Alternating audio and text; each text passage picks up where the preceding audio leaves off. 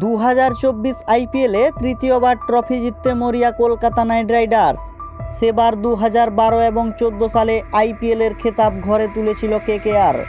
এরপর কেটে গেছে 9 বছর, তাই এইবার ট্রফি জিততে মরিয়া শাহরুখ খানের দল কলকাতা নাইট রাইডার্স। সেই জন্য এবার নিলামে মিচেল স্টার্ককে বিশাল টাকায় কিনে দলে সামিল করে। এইবার এক ঝলকে দেখে নিন কেকেআরের শক্তিশালী স্কোয়াড। বন্ধুরা, খেলাধুলার আপডেট পেতে চ্যানেলটিকে সাবস্ক্রাইব করে রাখুন।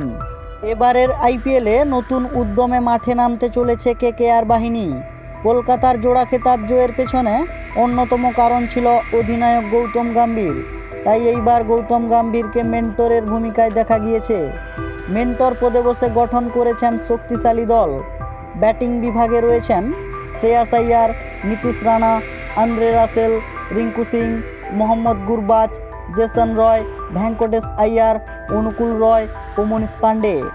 অপরদিকে বোলিং বিভাগে স্পিন অ্যাটাকে রয়েছেন সুয়াস শর্মা, বৈভব আরোরা, বরুণ চক্রবর্তী, সুনীল নারিন ও মুজিবুর রহমান এবং স্পেস অ্যাটাকে রয়েছেন Mitchell Starc, Ramandeep Singh, Gus Atkinson, Sakib Hussain ও চেতন সাকারিয়া।